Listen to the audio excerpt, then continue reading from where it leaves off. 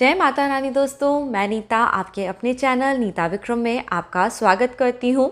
जगदम्बा के नाम का जयकारा लगाएं। कमेंट सेक्शन में जय माता रानी, ओम नमो भगवते वासुदेवाय अवश्य लिखिए। श्री हरि विष्णु माँ लक्ष्मी की कृपा से आपको सुख सौभाग्य की प्राप्ति होगी। आज हम बात करने वाले हैं रमा एकादशी के विषय में। रमा एकादशी कार्तिक मास के कृष्ण पक्ष की 11वीं तिथि को होती है। इस वर्ष 11 नवंबर 2020 की तारीख को बुधवार के दिन रमा एकादशी का व्रत रखा जाएगा। यह तिथि द्वादशी युक्त है, इसलिए इस तिथि में व्रत रखने से उत्तम पुण्य फलों की प्राप्ति होगी। रमा एकादशी का पारण आपको कब करना है, व्रत में किस प्रकार के नियम का पालन करना है, सभी बातें मैं आपको वीडियो में विस्तार से बताऊंगी। इस दिन पे आप एक दिया ज़रूर लगाएं। वैसे भी दोस्तों, दिवाली का त्यौहार आने वाला है। दिए का विशेष महत्व होता है। दीपक प्रज्वलित करने से इच्छा पूर्ति होती है, तो दिए का यह उपाय एकादशी के दिन पे आप ज़रूर करिए। एकादशी की तिथि श्रीहरि विष्णु की प्रिय तिथि है। विष्णु भगवान इस तिथि में व्रत रखने से अपने भक्तों के सभी तरह के संकटों का नाश करते हैं और पुण्य फल की प्राप्ति होती है। प्रत्येक मास में कृष्ण पक्ष एवं शुक्ल पक्ष में एकादशी तिथि का व्रत किया जाता है। इस प्रकार वर्ष भर में कुल मिला के 24 एकादशियों के व्रत रखे जाते हैं, परंतु इस वर्ष श्रीहरि की कृपा से पुरुषोत्तम मास आया, जिसके कारण सभी लोगों ने 26 एकादशियों के व्रत रखे हैं।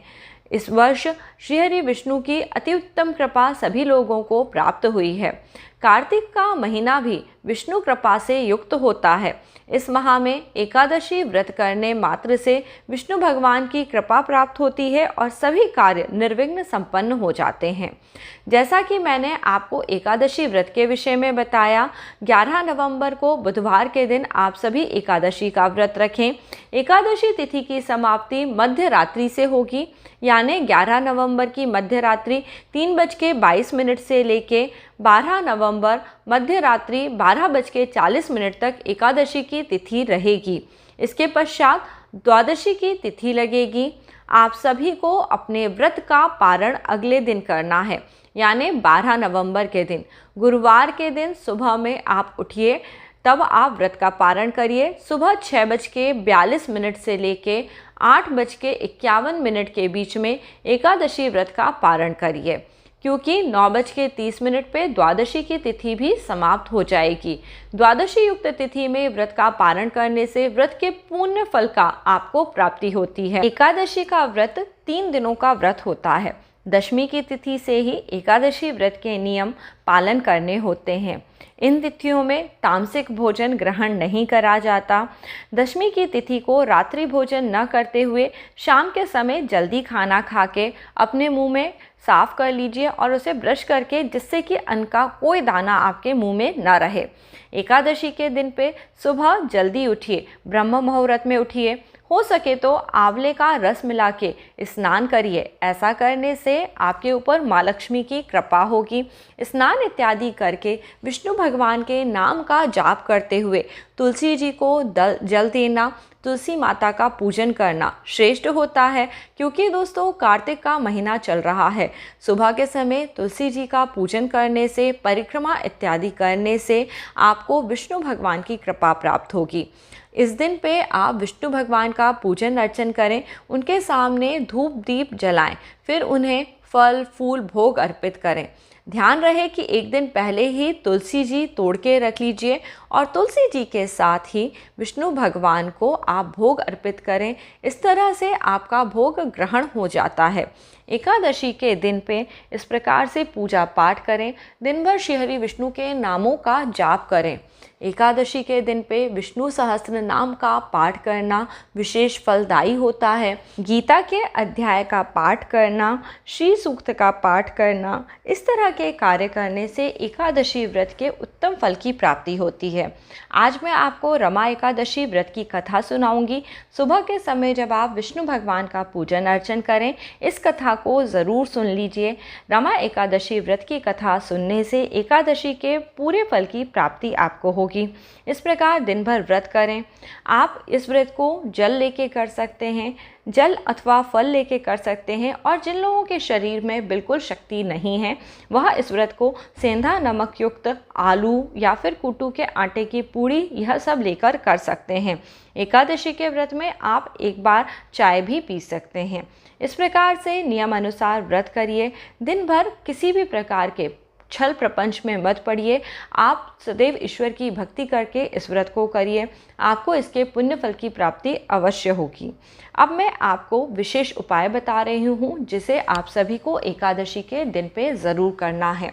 जैसा कि आप सभी को पता है यह कार्तिक मास है। कार्तिक मास में दीप प्रज्वलित करने का विशेष महत्व होता है। शाम के समय एकादशी के दिन पे आप एक देसी घी का दीपक बना लीजिए और तुलसी माता के सामने इस दीपक को ज़रूर रखिए और वहाँ बैठ के हो सके या फिर आप खड़े होके भी विष्णु जी के नाम का जाप करिए या मंत्र का जाप करिए। ओम नमो भगवते वासुदेवाय निरंतर इस मंत्र को कहते रहिए। कम से कम 10 या 11 बार इस मंत्र को आपको बोलना चाहिए और हो सके तो इससे ज़्यादा बार भी आप मंत्र जाप करके अपने लिए सुख शांति या जो भी आपकी इच्छाएं हैं मनोवांछित फलों की प्राप्ति का आशीर्वाद मांग सकते हैं। ऐसा कहते हैं योग निद्रा पूर्ण होने से पहले श्रीहरि विष्णु का माँ लक्ष्मी के साथ पूजन करने से आपकी जो भी मनोकामनाएं हैं वो शीघ्र पूरी हो जाती हैं। और तुलसी माता साक्षात रूपी लक्ष्मी हैं। जिस घर में तुलसी माता होती हैं उस घर में दुख दारिद्र्य नहीं आता, लोगों के जन्म जन्मांतर के कष्टों का नाश होता है। तुलसी का पूजन किस प्रकार किया जाए इस संबंध में नीता विक्रम चैनल पे मैंने वीडियो बनाया हुआ है, आप वो देख सकते हैं। तुलसी पूजन में किन बातों का विशेष महत्व होता है, जैसे कि तुलसी को कब तोड़ा जाए, किस प्रकार तुलसी की परिक्रमा इत्यादि करी जाए, यह बातें आप देख सकते हैं। तो इस प्रकार से तुलसी माता का पूजन करिए और प्रार्थना करिए। एकादशी के दिन पे जैसा कि आप सबको पता है रात्रि जागरण का विशेष महत्व होता है। अब रात्रि जागरण तो सब लोग नहीं कर सकते, तो एक काम करिए, कम से कम 8:30 बजे से 9 बजे तक, ये नहीं संभव है तो 10 बजे से 11 बजे के बीच 1 घंटा बैठ के प्रभु के नाम का कीर्तन करिए। देखिए, व्रत उपवास करके खाना ना खाना यह हमारे शरीर को तंदुरुस्त बनाता है, परंतु यदि हम मंत्रों का जाप करते हैं तो इससे हमारी आत्मा को शक्ति मिलती है, हमारे जीवन में सुख सौभाग्य आता है। जो लोग भी व्रत इस कामना से करते हैं कि उनको उनके कष्टों से मुक्ति मिले, उन्हें विशेष उपाय ज़रूर करने चाहिए। रात्रि जागरण न करने की स्थिति में भी मंत्र जाप ज़रूर करिए। ओम नमो नारायणाय, ओम नमो भगवते वासुदेवाय, यह 2 मंत्र हैं, यह विष्णु जी को अत्यंत प्रिय हैं। तो इन दोनों मंत्रों में से किसी भी मंत्र का जाप करिए। ज़रूरी नहीं है आप पूजा के स्थान पे बैठ के ही जाप करें, परंतु जहाँ भी आप जाप करें वहाँ आसन जरूर लगा लें। चाहे आप कुर्सी पे बैठ के ही जाप क्यों ना करें, आसन रख लें, आसन पे बैठ जाएं और ओम नमो नारायणाय, ओम नमो भगवते वासुदेवाय, दोनों में से जो मंत्र आपको आसान लगता है उसका जाप करिए। विष्णु भगवान के प्रति समर्पित भाव से अपनी पूजा अर्चना अर्पित करिए। इस प्रकार से पूजा पाठ करने से आपको शुभ फलों की प्राप्ति होगी और मनोकामनाएं अवश्य पूर्ण होंगी। अगले दिन यानी 12 नवंबर 2020 की तारीख में सुबह के समय उठिए, स्नान इत्यादि करिए, अपने मंदिर में पूजा पाठ करिए और इस दिन पे आप अपने व्रत का पारण करिए। व्रत का पारण करने के लिए एक तुलसी का पत्ता ले लें और 1 गिलास जल ले लें। विष्णु जी का नाम लेके तुलसी के पत्ते को निगलते हुए जल पी लीजिए। इस प्रकार से विष्णु भगवान की कृपा से आपके व्रत का पारण हो जाएगा। कोई भी व्रत बिना दान पुण्य के पूर्ण नहीं होता, तो कोशिश करिए एकादशी के व्रत में अनाज का दान करें। अनाज में भी यदि आप चावल का दान करते हैं तो इसे विशेष तौर पे फलदायी बताया जाता है। यह दान आप अपने सामर्थ्य अनुसार कर सकते हैं, जैसा भी आपकी पॉकेट अलाउ करे उतना आप दान करिए। अब मैं आपको रमा एकादशी व्रत की संक्षिप्त में कथा सुना रही हूँ।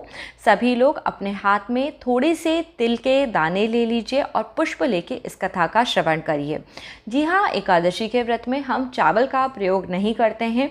भगवान की पूजा करते समय उन पे चंदन चढ़ाइए, काले तिल चढ़ाइए और पीले रंग के पुष्प चढ़ाइए। आपके जीवन में भी इस उपाय को करने से सुख सौभाग्य की प्राप्ति होगी। एक पौराणिक कथा के अनुसार एक नगर में मुकुंद चंद नाम के एक प्रतापी राजा थे। उनकी चंद्रभागा नाम की एक पुत्री थी। राजा ने अपनी पुत्री का विवाह राजा चंद्रसेन के बेटे शोभन के साथ कर दिया। शोभन एक समय बिना खाए नहीं रह सकते थे। शोभन एक बार कार्तिक मास के महीने में अपनी पत्नी के साथ ससुराल में आए और उन्होंने वहाँ पे आके जाना कि कार्तिक के महीने में रमा एकादशी का व्रत करा जाएगा और राज्य में यह नियम था कि सभी लोग इस व्रत को करेंगे। यह चंद्रभागा के ग्रह राज्य में रमा एकादशी के व्रत को नियम पूर्वक रखने की प्रथा थी। ऐसा करने के लिए शोभन से भी कहा गया। शोभन इस बात को लेकर बहुत परेशान हो गए। वह एक पल भी भूखे नहीं रह सकते थे। वह रमा एकादशी का व्रत कैसे करते, इसी बात से परेशान होकर वह पत्नी के पास गए और उनसे उपाय बताने के लिए कहा। चंद्रभागा ने कहा, अगर ऐसा है तो आप राज्य के बाहर चले जाइए, क्योंकि राज्य में ऐसा कोई व्यक्ति नहीं है जो इस नियम का पालन ना करता हो। यहाँ तक कि इस दिन इस राज्य के जीव जंतु भी भोजन नहीं करते हैं। आखिरकार शोभन ने रमा एकादशी का उपवास रख लिया, लेकिन पारणा करने के पहले ही उनकी मृत्यु हो गई। चंद्रभागा पति के दुख में दुखी रहती हुई वहीं रहीं और वह इस प्रकार से अपने समय को व्यतीत करने लगीं। उधर एकादशी व्रत के पुण्य प्रभाव से शोभन को अगले जन्म में मंदराचल पर्वत पर आलीशान राज्य की प्राप्ति हुई। एक बार मुकुंदपुर के राजा ब्राह्मण तीर्थ करने के लिए शोभन के दिव्य नगर में पहुँचे। उन्हें सिंहासन पर बैठा हुआ देखते ही पहचान लिया। ब्राह्मणों को देखकर शोभन सिंहासन से उठे पहुँचे और पूछने लगे, यह सब कैसे हुआ। तीर्थ यात्रा से लौटकर ब्राह्मणों ने चंद्रभागा को यह बात बताई। चंद्रभागा बहुत खुश हुई, पति के पास जाने के लिए व्याकुल हो उठी। वह बाम ऋषि के आश्रम पहुंची।